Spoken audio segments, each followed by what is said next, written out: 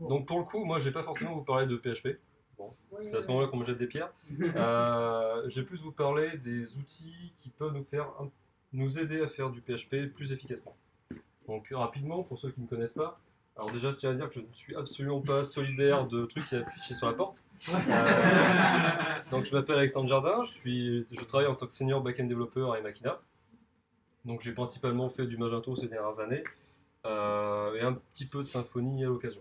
C'est comme Symfony que je préfère. Euh, donc cette petite présentation, je l'ai bâtie en fait sur quelque chose que j'ai remarqué au fil de ces années à travailler à Makina avec différentes équipes. C'est que les développeurs rencontrent trois types de problèmes récurrents lorsqu'ils doivent intervenir sur des projets. Le premier, c'est l'environnement local. Donc c'est un problème peu moins fréquent lorsque vous travaillez toujours sur le même type de projet. Donc, par exemple, ceux qui font que du Symfony, ils n'ont pas forcément le problème. Mais ceux qui travaillent sur du Symfony, sur du Opal, sur du Magento par intermittence, c'est un peu compliqué. Deuxième point, c'est qu'en tant que développeur, on tape toujours les mêmes commandes au fil de la journée. Donc vous allez vider le cache 40 fois par jour, vous allez indexer des choses je ne sais pas combien de fois par jour, etc. Et le troisième point, qui pour moi est pas mal impacté ces dernières années, c'est le temps passé à faire de la code review. Donc voilà, toute la présentation, je l'ai articulée sur ces trois points, là, et je vais aborder deux trois petits trucs qui peuvent nous aider à être plus efficaces là-dessus. Donc voilà, il y a des outils pour régler ça. Donc, le premier truc, déjà, on va commencer avec l'environnement local, parce que c'est la base de tout. C'est-à-dire que si on a un truc foireux déjà sur la base, ça va pas forcément être efficace. Donc Docker, ça a été déjà évoqué rapidement par Mathieu, puis par Titouan. C'est, je pense, un des mots les plus fréquemment utilisés dans peu importe le type de conférence ces dernières années. Donc Docker, déjà, qu'est-ce que c'est? Je vous promets, c'est le seul slide théorique. À droite, vous avez une archi à base de VM, c'est-à-dire avec un hyperviseur et des VM au-dessus, avec des systèmes d'exploitation embarqués sur chacune de ces VM. À gauche, vous avez de la containerisation avec Docker, c'est la petite magie en bleu, où en gros, vous voyez qu'il n'y a pas de système d'exploitation embarqué dans chacun des conteneurs. Par exemple, sur une stack LAMP, si chacun de vos services, donc par exemple Apache, MySQL, PHP, repose sur une Debian, Debian ne sera émulé qu'une seule fois. Donc, pour faire ce court et simple. Donc, ouais, super, une nouvelle techno, à quoi ça sert? Donc, je l'ai abordé un petit peu tout à l'heure. Si vous travaillez sur plusieurs types de projets, devoir passer d'une version PHP 5.6 à une PHP 7.2, si vous êtes tout en environnement natif, c'est parfois un peu compliqué. Mais à la limite, ça se fait. Par contre, si vous passez d'un Apache à un Nginx, d'un MySQL à un Postgre, d'un Memcache à un Redis, ça commence à devenir le gros bordel sur votre poste et on arrive très vite à se rendre compte qu'il faut restaurer le système parce que c'est plus maintenant. Aussi, cette petite phrase que je pense qu'on a tous au moins entendu si vous êtes proche de développeurs. Le fameux ah ouais, mais ça marche sur mon local, pendant que la prod brûle à côté. Pourquoi ce truc-là? Tout simplement parce que dans un environnement dev, bah, si on fait n'importe quoi avec, donc si on installe tout un tas de trucs en parallèle, c'est pas forcément fiable et c'est loin d'être ISO à la prod. Donc vous pouvez me dire, ouais, on va utiliser des VM. Les VM, ça peut être une solution. Par contre, j'espère que vous avez une bonne machine, parce que avoir plusieurs VM en parallèle, ne serait-ce qu'en termes d'espace disque, c'est assez compliqué. Pour l'avoir vécu, nous on se trimballait sur un projet, une VM qui pesait, je crois, 50 Go, qui mettait 3 heures à être exportée, 3 heures à être importée. Au final, c'est un jour homme qui est perdu juste pour passer dans l'environnement à quelqu'un d'autre. Donc c'est pas cool. Donc, comment ça marche? Alors, vous passez en fait, je pense, plus de temps à télécharger le DMG si vous êtes sur un Mac qu'au final à prendre votre environnement. Vous pouvez en fait, à la limite, si vous êtes super loin, donc vous ne verrez pas forcément. Pour avoir un environnement Docker, le premier truc à faire, c'est déjà de faire un petit Docker Compose YAML. Vous allez décrire votre stack. Donc, par exemple, là, l'exemple que j'ai, c'est un truc que j'utilise sur un projet. Donc, il y a un Apache, un MySQL, un PHP. Au final, tout ça, c'est juste des nœuds. Voilà. Là, il y a un nœud pour Apache, un nœud pour MySQL, un nœud pour PHP. Ça fait 34 lignes et ça suffit pour décrire un environnement qui est exploitable en l'état. Donc, pour les détails, sur le nœud Apache, je décris quelle image je veux utiliser. Je ne vais pas revenir là-dessus parce que sinon vous allez me taper dessus, ça va durer trop longtemps. Toujours-il que le premier nœud en fait, permet d'écrire un service Apache qui écoute le port 443 pour faire du HTTPS, qui partage un volume pour partager les codes sources. Donc en gros, vous allez modifier votre code source en local, et tout comme si vous aviez un WAMP, ça va être rafraîchi automatiquement dans votre conteneur. Pour MySQL, cette fois, c'est le port 3306 pour pouvoir directement se connecter dessus, avec un volume persistant pour la base de données. Parce que Docker, toute la force de Docker, c'est de pouvoir supprimer et recréer ses conteneurs à la volée sans impacter ses données. Donc si vous voulez plus d'infos là-dessus, je vous conseille la doc officielle qui est super bien foutue. Pour démarrer, vous avez quasiment des exemples clés en main, juste à modifier 2-3 petites lignes. Donc là, ça suffit pour avoir une stack en fait, avec des services configurés par la communauté avec les settings de base. Mais si vous voulez avoir une configuration un peu plus poussée, un peu plus personnalisée, vous allez créer un Dockerfile. Pareil, là c'est juste un fichier texte. Donc n'importe qui avec un éditeur de texte peut écrire son Dockerfile. Le Dockerfile, c'est constitué en haut d'un petit from. Donc en gros, vous allez spécifier l'image sur laquelle vous voulez vous baser. Donc là, dans mon cas, c'est PHP 7.2 FPM. Donc je récupère déjà comme base un PHP 7.2 FPM avec tous les settings par défaut correctement configurés. Juste après, le gros pavé, là, c'est l'installation de tous les paquets, moi, dont j'ai besoin. Donc notamment mes extensions PHP, j'ai GD, j'ai les extensions APCU, LCF, MongoDB et Redis. Juste après, j'ai une instruction copy pour copier mon PHP ini perso dans mon compteur. Parce que comme ça, je tweak un petit peu la configuration web cache sur certains points notamment. Et derrière, un petit truc, passons, on n'a pas le temps. Toujours est-il qu'avec 2 fichiers, on peut avoir un environnement entièrement préconfiguré pour faire tourner un projet. Donc c'est-à-dire que ces 2 fichiers, vous les versionnez sur un repo Git. Donc il y a 2 façons de voir les choses. Soit vous maintenez un repo Git indépendant pour maintenir par exemple votre environnement de référence sur les technos, soit vous intégrez directement ces fichiers à côté de votre code source de projet, et vous allez pouvoir récupérer directement l'environnement en même temps que les sources projets. C'est 2 façons de voir, ça vous peser le pour et le contre. Moi je préfère en avoir un dans un repo indépendant, comme ça j'en ai un seul à maintenir. C'est un petit peu parfait. L'avantage de décrire aussi son environnement de façon textuelle et non plus à coup de VM qui pèse des dizaines et des dizaines de gigas, c'est quand vous avez besoin par exemple de faire une migration. Ça c'est True Story, c'est un truc que j'ai fait il y a quelques semaines pour basculer un vieux projet Magento 1 de PHP 5.6 à PHP 7.2. Donc voilà, c'est un truc qui n'était pas maintenu depuis un moment. J'ai eu à modifier ces 4 ou 5 lignes en tout. Donc là, je modifie le fichier texte, je retape un petit docker-compose build, je fais up-d, boum, hop, mon environnement a changé de version. Donc c'est beaucoup plus facile pour le coup de modifier l'infrastructure que ensuite de convertir son code pour passer sur PHP 7. On s'en doute un petit peu, surtout quand on utilise. Titouan, on a parlé un petit peu, il y a un truc qui est en cours, que je regarde aussi d'un coin de l'œil plus qu'intéressé, c'est le support de Docker via l'IRECIP de Symfony. Donc, je ne vais pas revenir là-dessus, il l'a très bien expliqué. Et peut-être qu'un jour, en faisant un composer require ORM, boum, on aura notre service de base de données directement intégré dans notre Docker Composition. Donc il y a le lien vers la pull request si ça t'intéresse. Donc en résumé, Docker, c'est super chouette, c'est une nouvelle techno, mais ça vous permet déjà d'uniformiser les environnements au sein de toutes vos équipes. Donc là, vous n'allez plus à vous inquiéter de savoir si telle ou telle personne a la bonne version de PHP, a les bonnes extensions d'installer, a les bons services de cache et compagnie. Ça peut être partagé super simplement en quelques secondes, parce que le mec, il a juste à cloner un repo Git plutôt qu'à récupérer un dump de plusieurs gigas. C'est super léger et super rapide. Je ne vais pas rentrer dans les détails, c'est super long, mais c'est passionnant. Si ça vous intéresse, renseignez-vous, c'est une techno qui est super intéressante. En résumé, vous allez passer beaucoup moins de temps déjà à gérer votre environnement, et passer du coup beaucoup plus de temps à développer des choses intéressantes en soi. Donc là, c'était pour la partie infra. Ensuite, ça n'a rien à voir, mais je trouve que c'est tout aussi important, c'est les codes style. Donc, les codes style, déjà, pourquoi?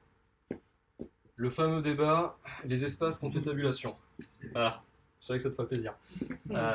On l'a tous au moins vu, ou même on y a participé très certainement. Voilà, on s'est tous tapé dessus à un moment donné. Voilà. Je vois qu'on a tous vécu la même chose. Perso, je suis passé au Go un petit peu, et ça résout le problème parce que oui. ça marche. Ah bah là c'est clairement, là c'est, tu te poses pas la question, là c'est...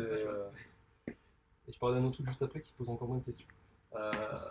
Et aussi un truc qui me... C'est un truc que j'ai trouvé sur le net, sur un compte Twitter, je ne me souviens plus lequel c'est. C'est une petite phrase qui je trouve très intéressante, c'est que les programmes sont d'abord écrits pour que des personnes les lisent et qu'ensuite implicitement des machines les exécutent. Donc, en fait, le sens derrière ce truc-là, c'est que votre code, il peut être super performant, ça peut être 4 ternaires imbriqués avec, enfin bref, aucune documentation, ça peut répondre à un besoin à l'instant T. Par contre, pour le maintenir 2 semaines après, si c'est vous, à la limite vous allez peut-être vous en sortir, mais si c'est quelqu'un d'autre, et 4 ans après, quand vous devez revenir sur votre code, bah là c'est juste pas possible. Ou alors vous allez perdre un temps monstrueux. Donc comment on règle ces trucs-là? Premier outil qui est à la fois super puissant encore une fois et aussi tout aussi simple à utiliser, PHP CSS Fixer. À gauche, c'est une configuration que j'utilise sur un projet, donc c'est clairement pas ce que vous devez utiliser sur un projet, c'est à vous de définir votre code style. Tu vois-t-il que ce truc-là, qu'est-ce que ça fait? Ça récupère les règles de code style de Symfony et ça en ajoute quelques-unes. Donc, par exemple, moi je suis pas fan de la syntaxe longue pour les tableaux, donc je la réécris et je dis que c'est short. Parce que sur Symfony c'est long, de mémoire. Pareil pour le Yoda style, moi je suis pas fan, donc je le surcharge. J'en ai rajouté quelques-unes pour les else qui servent à rien, les return qui servent à rien, pour ordonner les use en haut de mes fichiers. Et ensuite, je dis dans quel fichier je veux appliquer mes codes style. Donc là, dans SRC, dans test. Parce que tant qu'à faire, autant appliquer ces codes style dans les tests unitaires, parce que ça reste du code. Pour installer, vous faites juste un composer global require où vous mettez ça directement dans votre projet en tant que dev dependency, il n'y a pas de problème. Et ensuite, vous faites PHP CSS Fixer, donc soit en mode fixe pour appliquer directement les code style sur votre projet, soit en mode dry run pour voir déjà ce qui va être modifié. Ça peut être intéressant de faire un dry run avant, c'est toujours plus sûr. Mathieu l'a évoqué tout à l'heure, merci d'avoir expliqué cette partie, ça peut gagner du temps. Cette ligne là, qui est un peu plus longue que les autres, va vous permettre d'ajouter automatiquement le backslash, le fameux backslash, devant les fonctions natives qui peut être optimisé via Opcache. Donc c'est pour ça que le composer require, je ne récupère pas la branche DevMaster, je récupère la branche 3.0 de PHP CSS Fixer parce que c'est n'émergé que dans cette branche. Toutefois, si jamais je me trompe, c'est pas bien. Donc pour la partie PHP, voilà, en un fichier que vous pouvez. Vas-y. Ça remplace le code formateur de PHP Storm, par exemple. Ça peut être un complément. C'est un complément. C'est un complément. C'est complémentaire, ça fait la même chose. Disons que tu as très peu de chances que ton PHP CSS Fixer aille à l'encontre de PHP Storm. Par contre, PHP Storm ne va pas te faire autant de corrections que PHP CSS Fixer. Et puis tout le monde n'a pas PHP Storm. Tout le monde peut avoir PHP Storm. Voilà. Par contre, même si on n'a pas tous le même niveau, on peut tous avoir le même code. Voilà. Disons qu'on a tous PHP au moins, donc on peut utiliser PHP CSS Fixer. En plus, c'est facile entre guillemets d'intégrer PHP CSS Fixer dans ton continu pour que le code clair, ça t'arrête de faire un peu. Du coup, ça unifie le code naturellement. Oh, ça me fait gagner du temps pour ça. Non, j'ai prévu d'en parler juste après, c'est pour ça que ça me fait sourire. Tu parles pas des outils d'analyse. Ouais. Non, justement. Symfony, en fait, n'utilise pas la syntaxe short, ils utilisent la longue. C'est pour ça qu'en fait, quand je récupère les règles de Symfony, derrière, moi je dis, attends, c'est où? C'est là. Je dis qu'en fait, moi je veux la short. Parce que dans Symfony, c'est la longue. Ouais. Ça va me la changer. Ouais.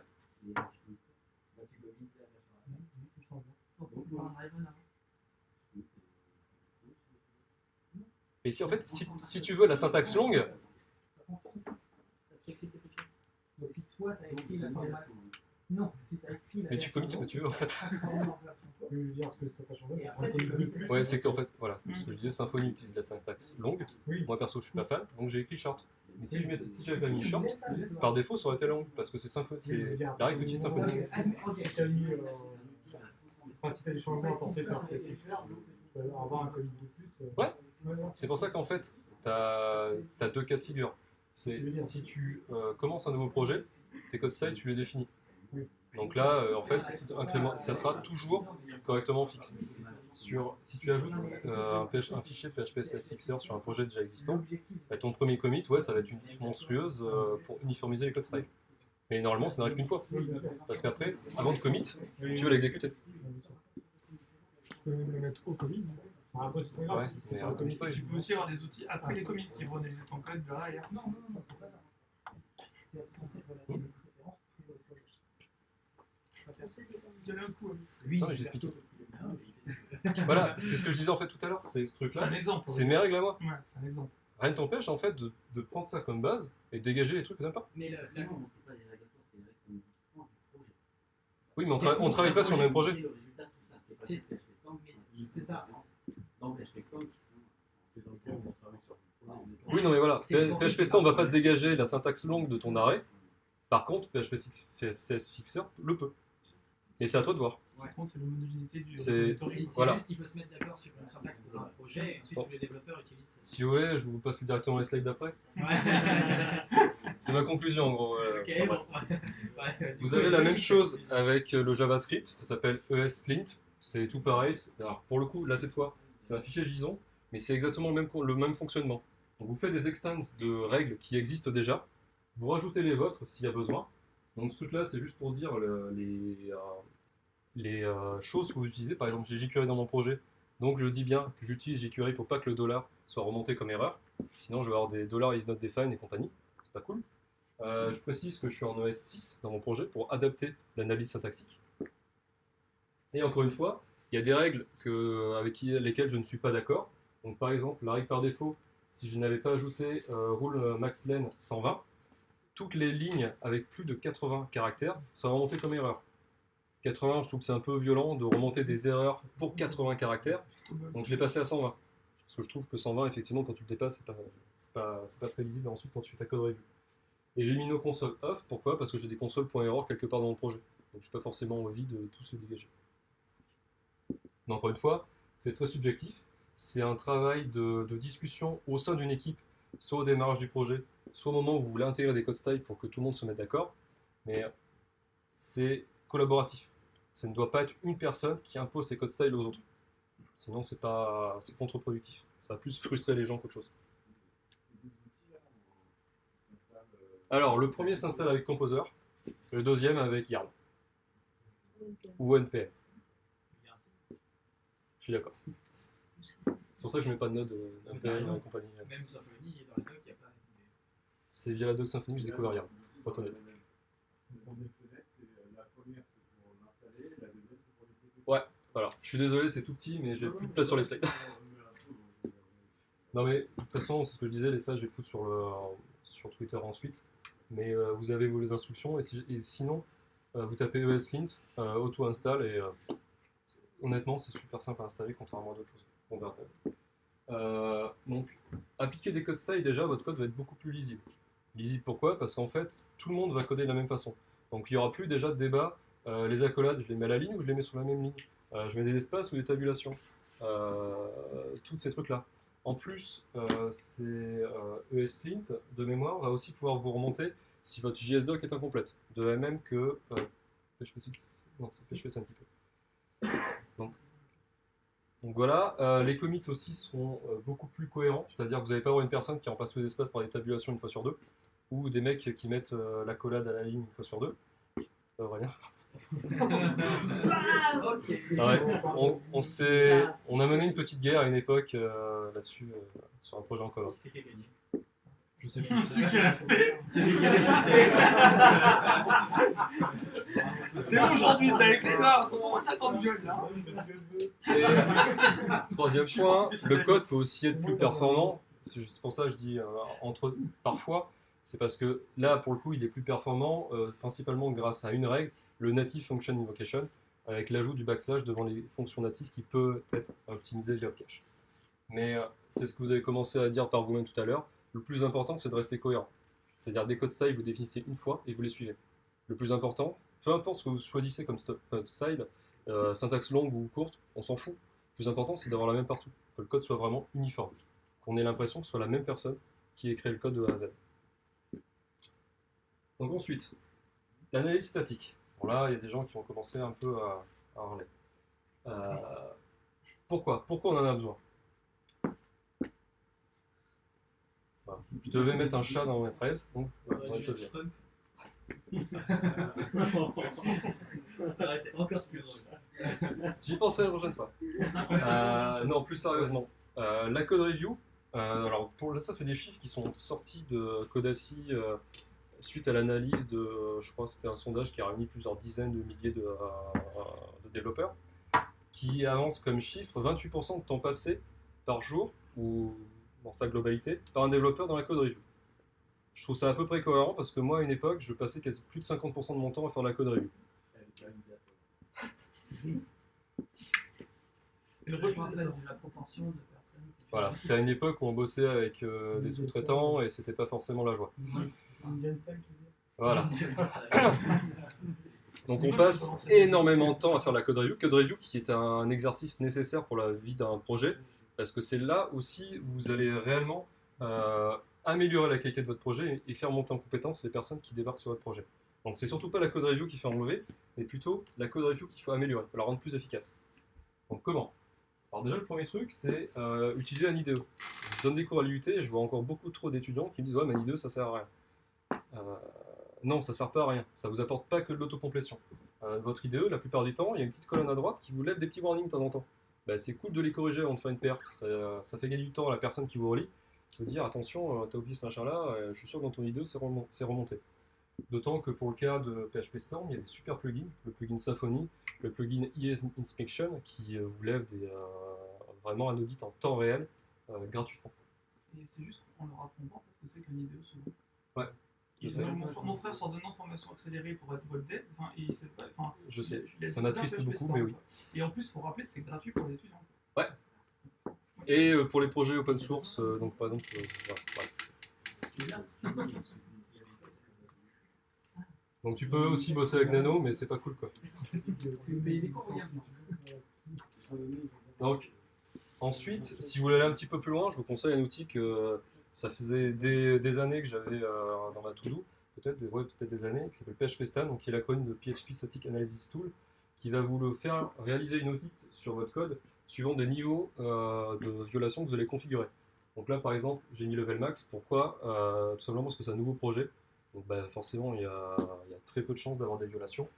Si vous débarquez, si vous voulez mettre en place ce genre d'outil sur un projet qui existe depuis des années, commencez absolument pas avec le level max, vous allez vous faire peur. C'est pas l'objectif, commencez par le plus bas niveau pour régler les trucs les plus importants et graduellement monter en puissance. Ça s'installe encore une fois avec Composer, donc vous l'ajoutez dans vos dev dependencies. La ligne de commande est un peu longue uniquement parce que je veux aussi, dans le cadre de ce projet, lancer une analyse de code statique sur mes tests unitaires. Parce que ça reste du code, donc c'est sympa de l'analyser.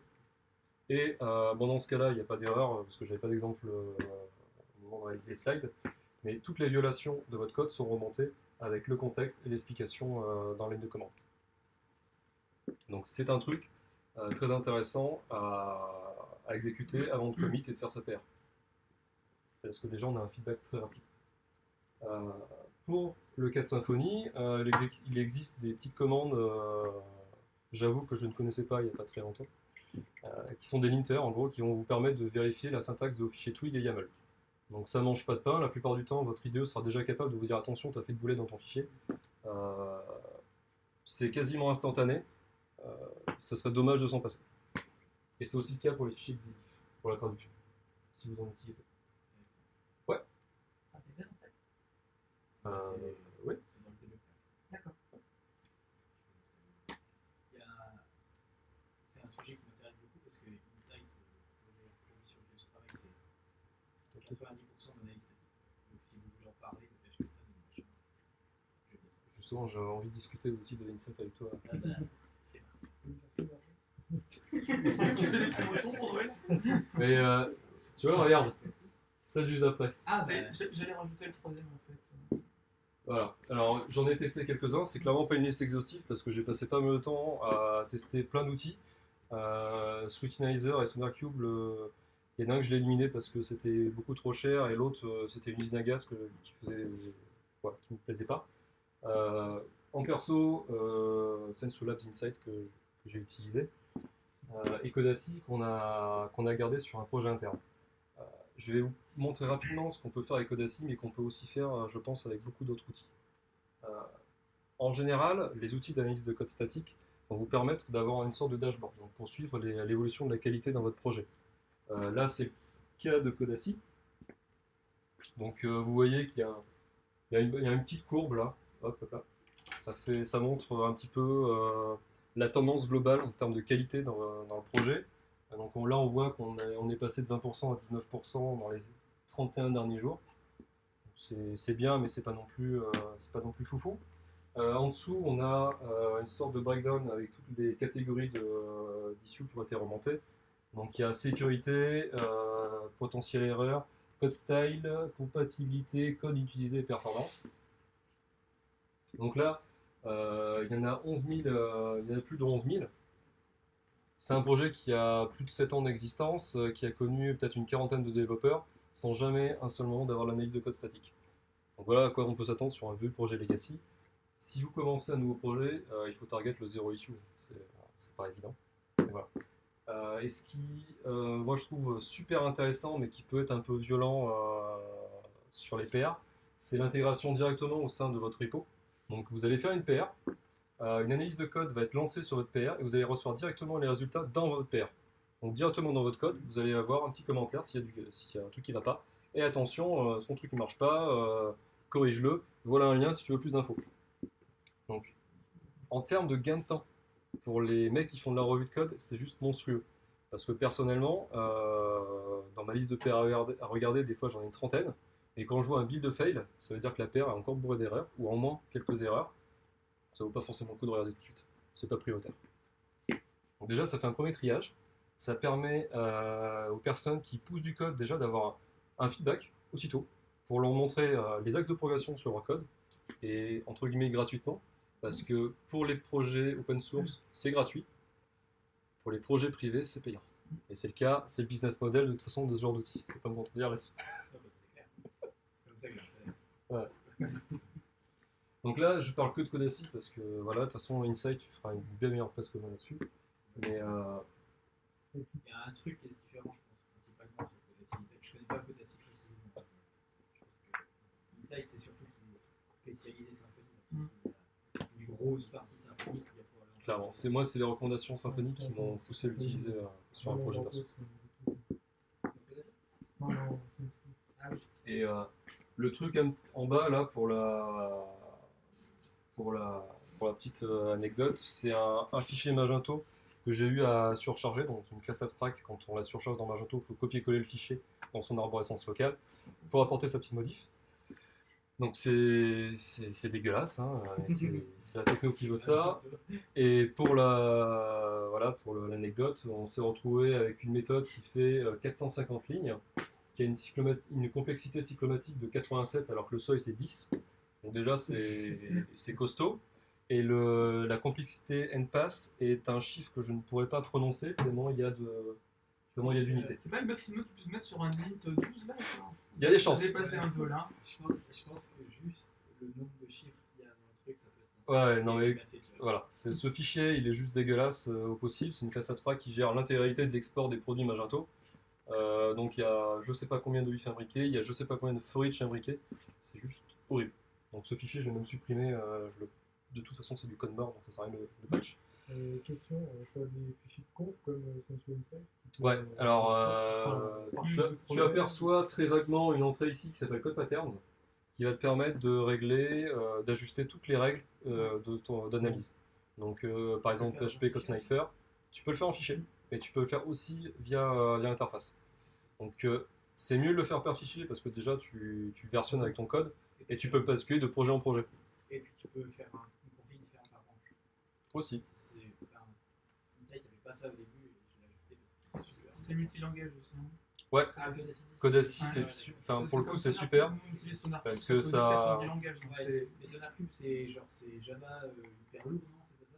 C'est le truc qui est en Java, c'est un peu lourd. J'ai installé, c'est atroce. Oh, la vache. On dirait une machine dédiée pour ça. Hein. Ouais, c'est ça. Ça marche bien. J'espère. Est-ce que tu veux me faire installer? Ouais. Pour mes machines chez toi avec ça. Clairement, SonarCube, moi je l'ai testé en local, c'est une usine à gaz que j'ai abandonnée au bout de, je pense, 3 heures.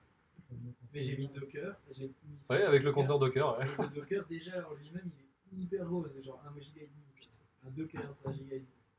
Le truc qui est cool avec Codassi, c'est que vous pouvez choisir d'ignorer certains fichiers dans votre Suyana où vous dites je m'en fiche, je n'ai pas envie de viser. Les règles, même quand par erreur, si tu dis ça, je ne réglerai pas. C'est pas sûr, c'est quel éditeur? Ouais, c'est clair. C'est bien, c'est clair. Par exemple, dans le cas de Magento aussi, tous les objets relatifs au framework, tu les dégages parce que tu vas pas t'amuser à corriger les fichiers Magento. Enfin, Je crois que tu lis le nom de ton projet. ouais, c'est pas grave. Pour ceux qui n'auraient pas compris encore. Ouais. Moi, je lis le nom des gens qui travaillent sur ton projet. C'est pas grave. Celui-là.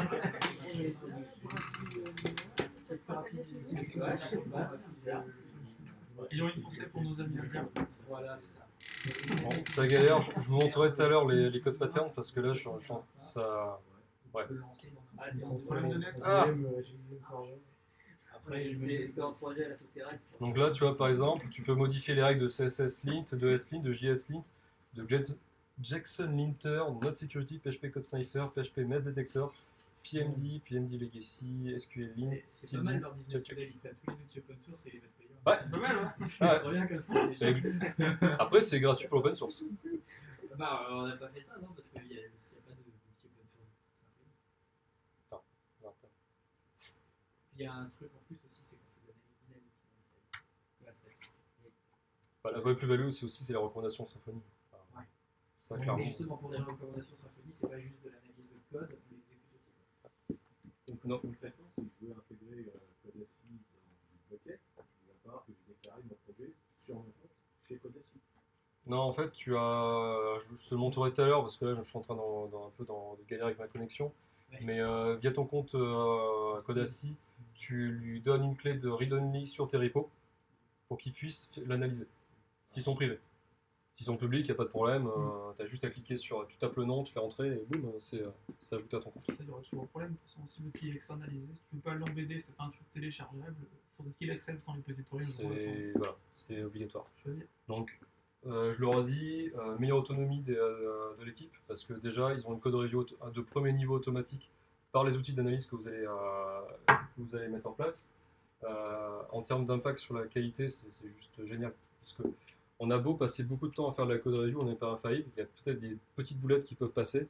Et ajouter, j'allais dire un autre œil, mais pour le coup, une machine au process d'analyse, c'est toujours intéressant. Et ça permet d'apprendre des petits trucs. Donc, gratos ou payant. Donc, tous les outils dont j'ai parlé en ligne de commande sont gratuits. Les interfaces, par contre, si c'est des projets payants, c'est payant. Ensuite, parce que là, on parlait d'analyse de code pour la sécurité, parce que la sécurité, c'est un point important. Donc, on essaye d'éviter les failles basiques, les injections SQL et compagnie. Mais que se passe-t-il au niveau des dépendances? Pourquoi? En gros, vos dépendances, elles ont aussi des dépendances. Ces dépendances-là ont aussi des dépendances. Donc, sauf si vous êtes un psychopathe qui a envie de vérifier à la main le contenu de toutes ces dépendances, vous n'allez pas le faire manuellement.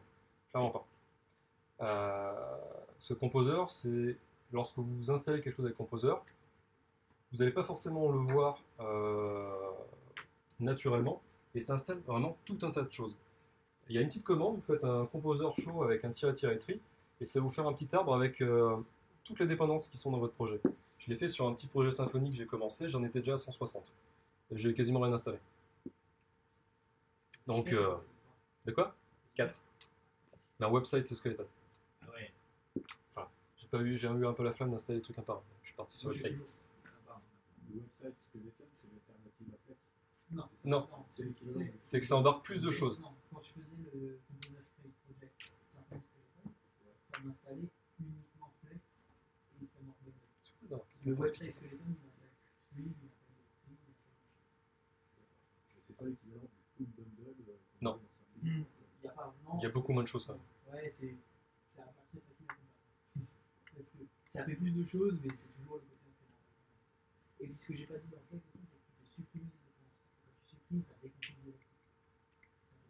Donc tu peux partir du website, Skeleton, et retrouver ce Skeleton. Donc c'est pas très grave. Non, mais ça me fait plaisir que tu sois là pour répondre à ce genre de questions. Mais... je peux mise ma voix. Donc, je vais vous parler d'un outil tout à l'heure. C'est des chiffres que j'ai récupérés hier. Donc tout en haut, c'est le nombre de composants.log qui ont été analysés par un outil que je vais vous présenter tout à l'heure. Donc 83 millions. Le chiffre juste en dessous, un peu plus de 7 millions, c'est le nombre de composants.log qui ont été reconnus avec des vulnérabilités connues. Donc à peu près 9%. Tout ça depuis 2014. Je crois que c'est la date de sortie. Tu parles de quoi? De Security Checker? Ouais. Je sais même pas où est-ce que tu as chopé ces chiffres. Sur le site. Bah, Sur le site. ok, je savais pas qu'ils étaient. Voilà. Donc j'ai un peu gratté parce que je voulais une slide avec des chiffres. Donc voilà. Quasiment 9% des composants.log qui ont été analysés par le Security Checker ont été flagués comme failles de sécurité, avec des failles de sécurité connues à l'intérieur. Sachant que plus t'attends, plus ça monte. Si tu fais rien, tes boucles ne bougent pas, avec le temps, ils vont devenir de plus en plus insecure. Forcément. Bah après, sur un projet abandonné, il y a peu de chances qu'il passe dans le Security Checker. C'est ça le truc. C'est pour ça qu'il y a un autre truc qu'ils ont sorti. Ah, trop bien. Le mec, il a 3 ans d'avance. Voilà. Donc j'ai pas le t-shirt Sensio, mais je vais Ouais, parler bah, quelques pas quelques toi, trucs. ouais, Ah, t'es merdé le corps de limousin en fait. T'avais plus de commercial pour cette seconde. Pour le coup, ouais, et pas que Sensio, tu verras tout à l'heure. Ah, d'accord. Donc en gros, il y avait 22 millions de vulnérabilités qui ont été détectées via cet outil. Donc comment se prémunir de ce truc-là? Première chose, si vous utilisez PHP Storm, il vous suggère d'installer le Rove Security Advisories en tant que dev dependency de votre projet. Donc c'est un premier truc qui peut être fait très simplement. Personnellement, je ne suis pas spécialement fan parce que si vous ne le faites pas en début de projet, ça a peu d'intérêt parce qu'il ne va être triggered de mémoire que si vous faites un composer require. Donc si vous êtes par exemple un composer install sur un composer.lock qui contient déjà des vulnérabilités, ça va passer. Ce qui est un peu dommage. D'un autre côté, vous avez le Sensio Lab Security Checker. Pareil, que vous installez en dev dependency. Et là, par contre, vous l'invoquez manuellement. Donc, à n'importe quel moment, vous pouvez vérifier s'il y a des vulnérabilités dans votre composer.log. Ces deux outils, dans tous les cas, reposent sur la même base de données qui est open source, qui est visible par tout le monde, que vous pouvez consulter sur GitHub et vous pouvez même y contribuer. Donc, tout ça, c'est transparent.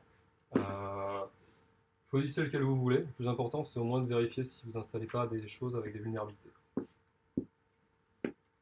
Et le truc qu'on a commencé un peu à teaser, c'est ce qui a été annoncé au Symfony Live par Fabien, c'est un nouvel outil qui vous permet d'uploader un composer.log et d'être alerté automatiquement lorsqu'une vulnérabilité et une nouvelle vulnérabilité est détectée dans ce composer.log. Donc, admettons, vous livrez un projet à un client, vous avez un temps de maintenance très réduit, ça peut être une bonne alternative. C'est-à-dire que, en termes de pricing, si je me souviens bien, c'est 3 € pour 3 ans, un truc comme ça? Non, 2 € par mois. Par mois pendant 3 ans. Pour 3 ans. Enfin, en gros, tu payes une fois. 2 € Oui, par voilà. mois. Donc ça fait une petite contribution, mais d'un autre côté, vous pouvez proposer ça à un client dans une démarche un peu qualitative, en mode la sécurité, on y jette quand même plus qu'un coup d'œil intransigeant là-dessus. C'est aussi une façon de distribuer la licence. Et c'est aussi une façon de contribuer à l'open Parce qu'en source. fait, c'est un outil qui. Ça nous coûte 12 € par mois, en gros, si on a le nombre de clients qu'on utilise. Et après, vous pouvez mettre plus si vous avez envie. Voilà. C'est jusqu'à 20 € je crois le max. Au début, il y avait 20 €, puis il y a un mec qui nous a dit que c'était pas assez. Du coup, on a mis 50. Mais Ah. tant mieux. Serait-il que, admettons, vous mettez 2 € par mois, c'est que dalle dans le cas d'un projet, vous demandez à un client. Tout ça, c'est super facile à intégrer, donc c'est dommage de s'en passer. Ne serait-ce que les petits outils en ligne de commande, ça vous prend 5 secondes à taper sur votre clavier. Si tout se passe bien, très bien. Si jamais il y a quelque chose qui est remonté, il est temps de le corriger. Parce qu'une faille connue, c'est-à-dire que des gens pas forcément super bien intentionnés sont aussi au courant. C'est maintenu par la communauté, donc il y a énormément de trucs qui sont remontés. Et que dire de plus qu'à part, personne n'a envie d'une brèche de sécurité dans son application.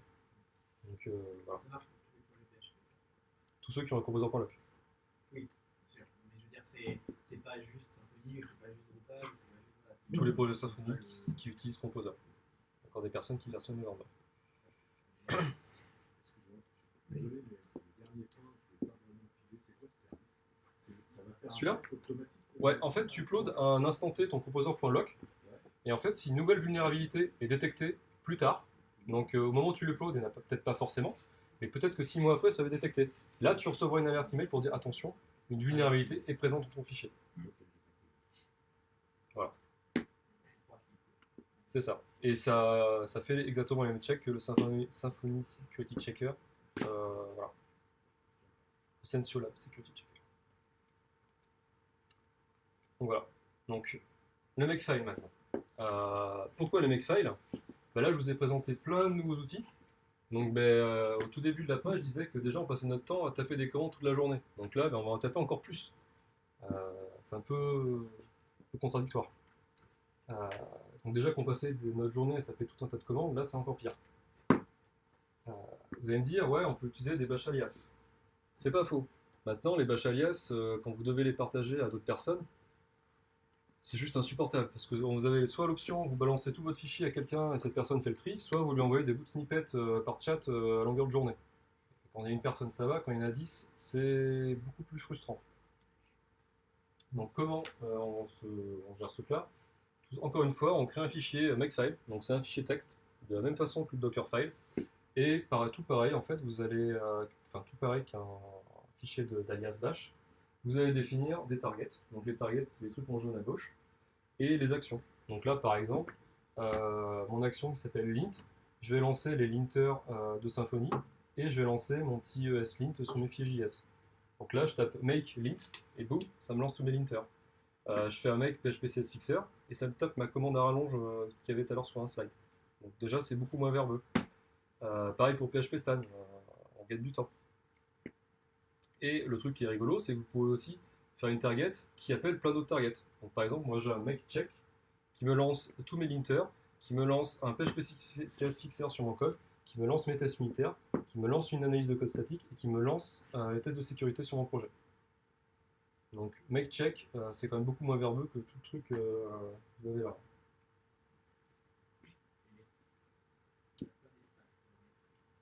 Et par contre, c'est des tabulations. Si jamais vous avez le malheur de mettre des espaces, vous allez prendre très rapidement dans les dents.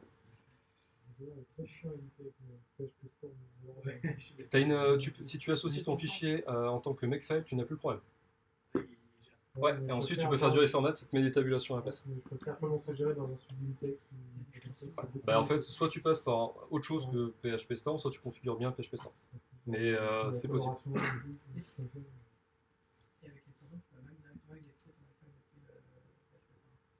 Peut-être. C'est rare qu'un problème reste longtemps dans l'environnement PHP Storm. Peut-être. Et j'ai perdu. Si, il y a un truc qui peut être un peu compliqué, c'est que vous ne pouvez pas passer de paramètres à une target. Donc vous ne pouvez pas, par exemple, make check, alors plutôt make cache pour vider le cache dans l'environnement dev ou de prod sur Symfony. Vous ne pouvez pas le passer en paramètres. Par contre, il y a une petite astuce.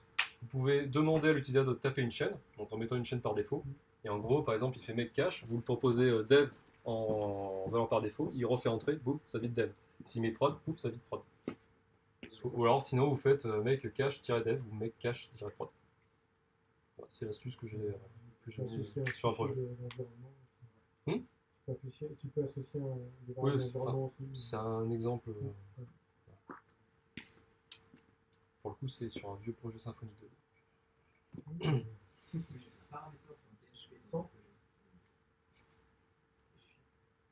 Du coup, ce truc-là, vous allez le partager directement avec les sources de votre projet. Donc, n'importe qui clone le projet, boum, il récupère tous les alias. C'est pratique. En termes d'écriture et de maintenance, c'est un fichier texte, donc n'importe quel développeur va être capable de rentrer dedans, de le lire et de l'améliorer. Et ça peut être aussi utilisé pour partager un peu la connaissance, parce qu'en fait, d'un coup d'œil, vous allez voir tous les outils qui sont utilisés dans un projet. Donc, c'est assez rigolo. Et la morale de l'histoire, c'est que si vous avez une commande qui vous fatigue, pour rester poli toute la journée, vous l'ajoutez dans le makefile et comme ça vous la tapez plus. Vous la tapez indirectement. Le truc qu'il utilise dans le site de Il y a eu une presse lors du Symfony Live avec un repo qui s'appelait Symfony Bootstrap, je sais plus, je crois que c'est Romain qui le... Ouais, je crois que c'est lui l'auteur de ce truc-là. Et dedans, tu as un makefile qui contient tout un tas de tests, de targets pour l'analyse de code statique, pour tes projets Symfony avec tout un tas de commandes qui sont déjà aliasées.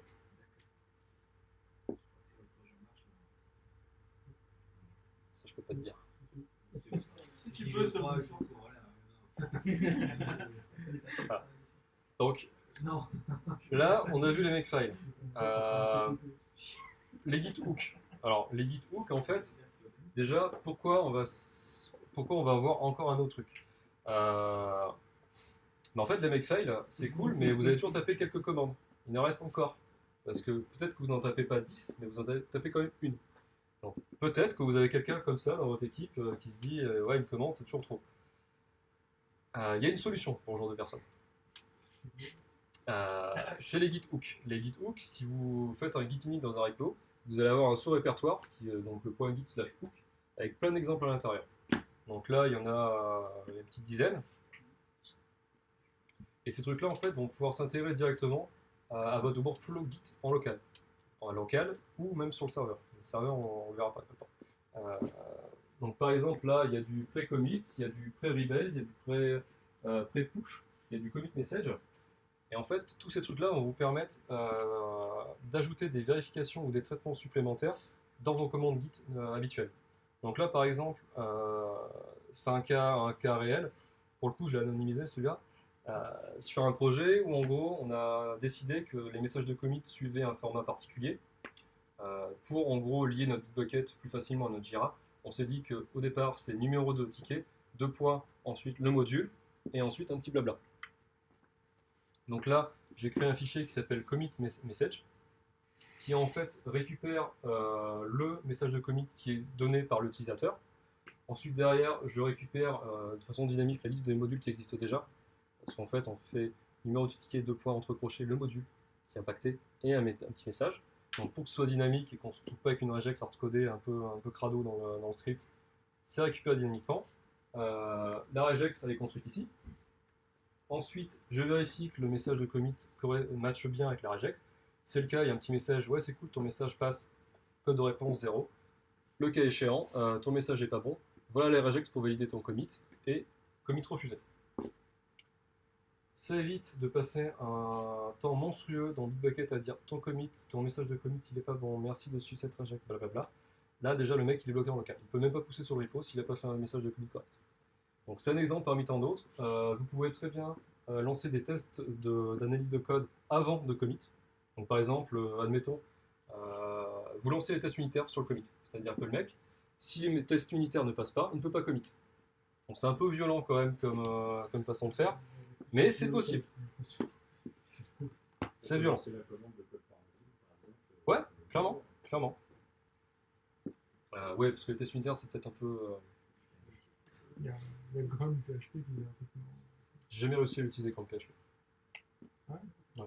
Mais avec tout ça, t'as pas un bon format de commit. J'ai jamais réussi à configurer. Ouais. Non, c'est assez simple, tu définis tes tasks et chaque task, tu as plusieurs intégrations disponibles. Et ça, tu peux le versionner? Non. Par contre, tu peux l'installer avec un makefile. Donc c'est-à-dire que, imaginons, dans ton makefile, tu as une target qui s'appelle install, qui va faire le setup, on va dire, basique de ton environnement. Tu pourrais très bien dans ta target install, tu pourrais dans ton projet avoir versionné ce script, et dans ton make install, le déplacer au bon endroit, enfin le copier au bon endroit. Ce serait un problème de sécurité de mettre dans les serveurs, parce que ça veut dire que au moment où tu fais un clone, il y a du code que tu connais pas qui s'exécute. C'est un peu chaud. Déjà, Tu peux aussi bloquer les commandes. Tu peux bloquer les commandes aussi, c'est moche, parce qu'à fois tu clones, tu peux même faire un commit. Ouais. La personne elle est toute seule chez elle, Ouais, loin de non. tout le monde. C'est pas très gentil. Ah ouais. Après, le makefile dont tu parlais, regardez quand même ce que fait la commande avant de l'exécuter, hein, évidemment. Prenez pas le makefile trouvé sur GitHub d'un mec un peu chelou pour exécuter des choses, hein, parce qu'au final c'est script bash derrière. Donc ça peut péter votre système si tu fais pas gaffe.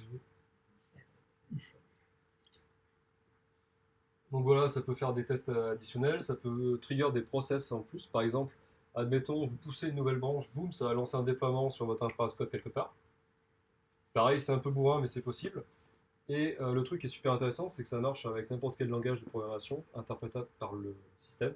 Donc vous pouvez faire du Ruby, vous pouvez faire du Python, vous pouvez faire du Bash, vous faites ce que vous voulez un petit peu. La seule limite, en fait, pour les hooks, en fait, ça va être votre imagination, parce que vous pouvez tordre on va dire, les commandes Git un petit peu comme vous l'entendez. Voilà, ça existe. Et je termine par un truc un petit peu Juste, t'as dit que t'en parlais pas, mais niveau production, c'est quoi qui est possible de faire niveau production, c'est-à-dire Je sais pas, t'as parlé de Looker en production. non, serveur. Sur serveur, du coup. Donc par exemple, alors j'ai plus en tête la liste, mais tu as des hooks que tu peux configurer par exemple sur Bitbucket pour répondre à certains événements. Par exemple, le fait qu'une nouvelle branche a été poussée. Donc là, pareil, il faut trouver un cas d'usage. Là, j'en ai pas sous le coude, mais tu peux encore faire des choses. Typiquement, le trigger pour les analyses de code sur les pull requests, je pense que c'est basé sur un Git hook à la base. Qu'on voit pas forcément parce que c'est derrière toute l'interface qu'on voit de Bitbucket ou GitHub. Je pense que c'est tout simplement un Git hook derrière. Donc Blackfire. Pourquoi Blackfire? Parce que les perfs, c'est un sujet à ne pas qui est trop souvent négligé à mon goût, et c'est un outil que j'utilise depuis plusieurs années et qui fait partie de ma toolbox qui n'en sortira pas de sitôt, je pense. Pourquoi? Pareil, j'ai mis une petite...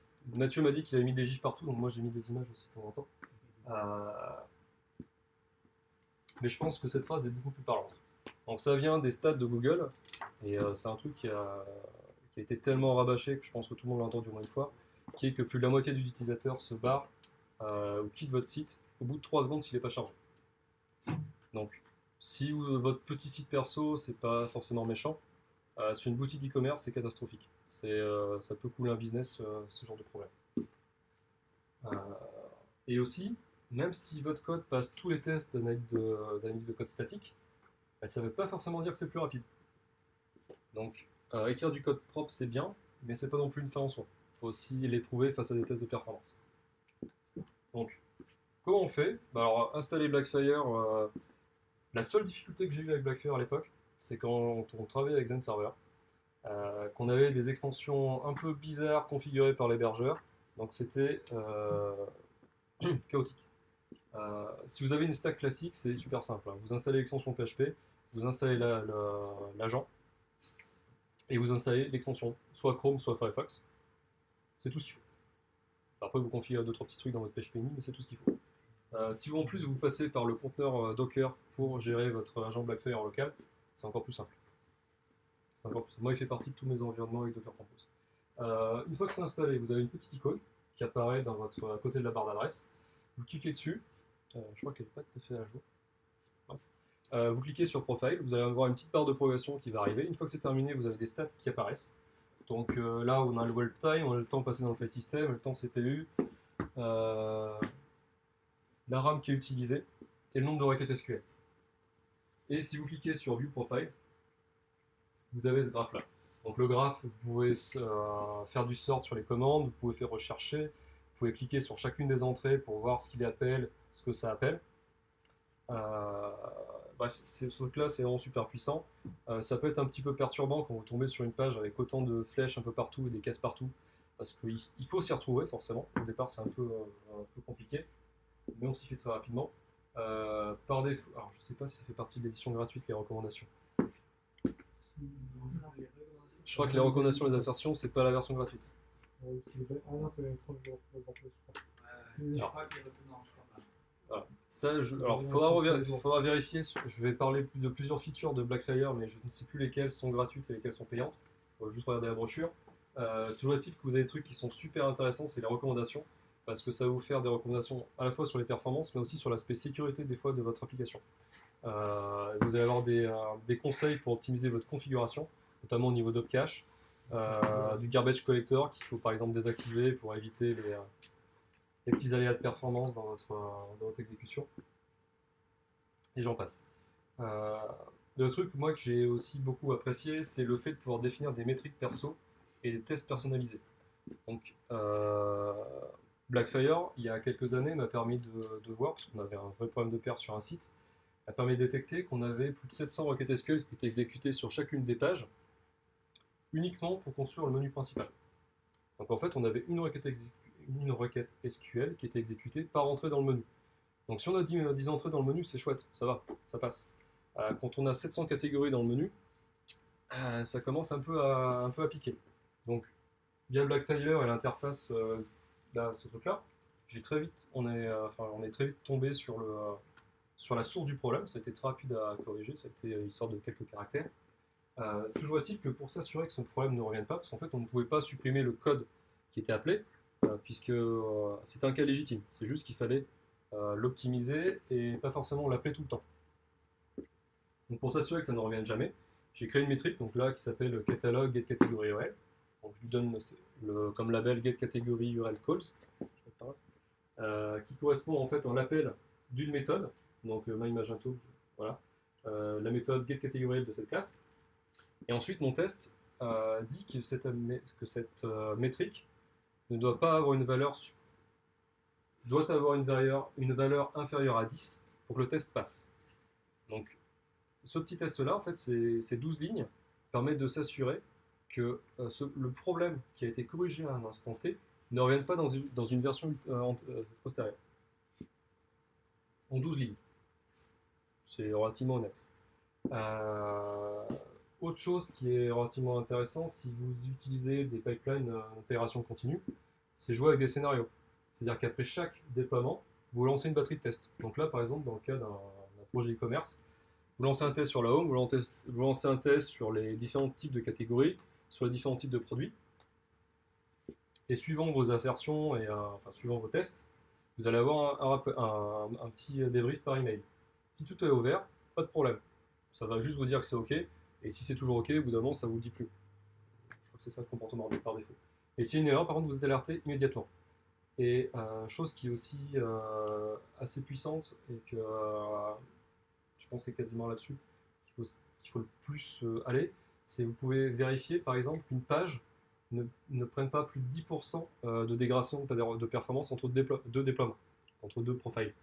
Ce qui veut dire que vous pouvez vous assurer que les performances de votre application vont toujours dans le bon sens et qu'il n'y a pas de dégradation à un moment donné, en étant toujours encore une fois proactif.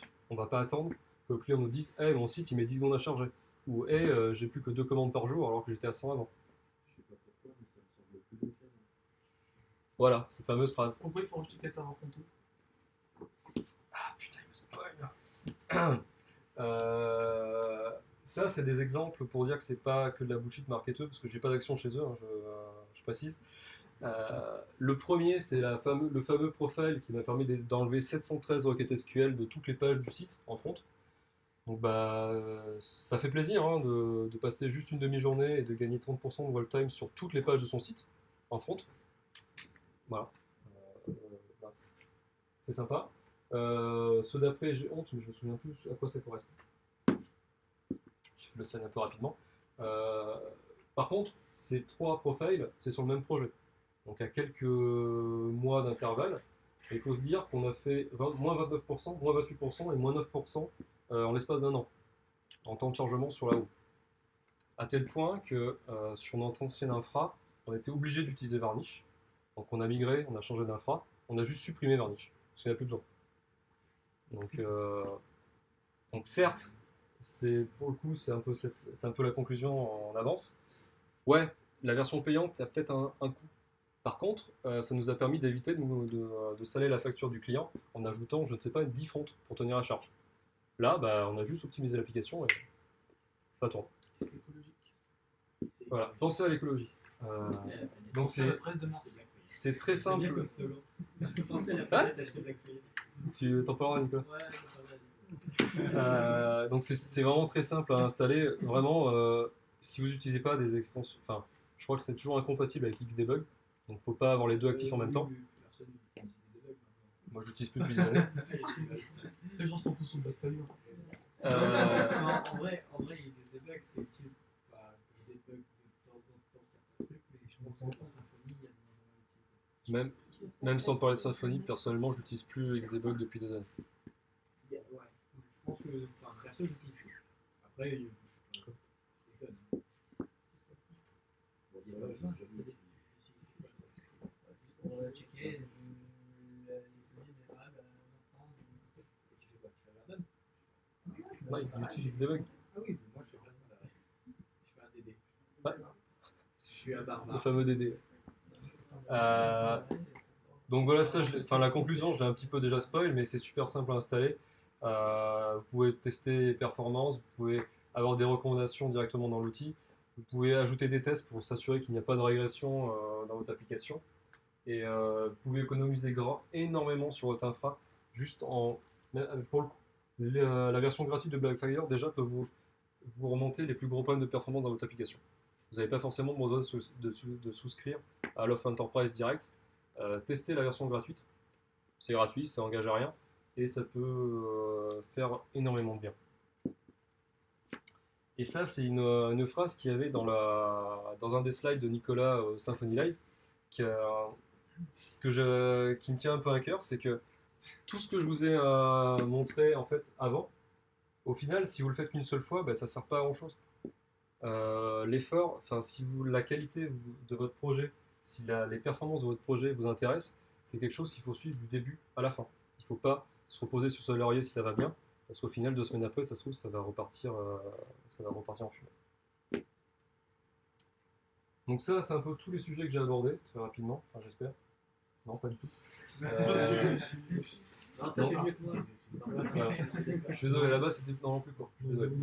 J'ai mis des petites flèches, mais il n'y a absolument pas d'ordre chronologique ou de trucs à faire en priorité. C'est à vous de voir quels sont les sujets sur lesquels vous voulez avancer. C'est pas forcément la réponse idéale que je vous ai montrée, mais sachez qu'il existe des outils qui peuvent répondre à des problématiques que vous avez tous les jours. Donc n'hésitez pas à tester tout plein d'outils. Il y en a tellement qu'il y a forcément quelque chose qui va match avec votre façon de développer. Et puis voilà. Je vais arrêter. Wow. Merci d'être resté. Alors, est-ce que vous avez des questions, même si je pense qu'on a répondu un petit peu aux questions au fil de l'eau? Il y a encore un outil que je pense que tu as oublié au bout, au fur et à mesure. C'est juste que j'avais plus de temps. Tu déplaçais de la granularité en disant bon, on écrit du code, comment on écrit du code, comment on formate du code bien écrit, comment on compare à la communauté, comment on vérifie ce qu'on a fait fonctionne bien, que c'est bien performant, etc. Et au bout du bout, tu as encore quelques tests de sécurité automatisés avec des services tiers, évidemment payants aussi souvent, qui vont analyser un peu plus haut level, qui vont tenter d'écrire sur la partie web, sur le frontal, sur des éléments comme ça sur de la production. Alors, je ne fais pas que des tests de charge, mais juste d'essayer de tester les registres d'un fichier, le SQL, le DNS, des trucs comme ça. Pour le coup, là, ce que je voulais présenter, c'est un peu ce que pourrait être la toolbox d'un développeur. C'est du DevOps. Tu fais, c'est pas de la même ici, c'est ce dont tu parles, c'est plus des tests. Voilà, c'est plus une philosophie DevOps à mettre en place dans le cadre d'un projet.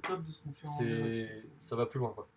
Ça, on va dire que c'est comment commencer à bien s'équiper pour travailler, tout simplement.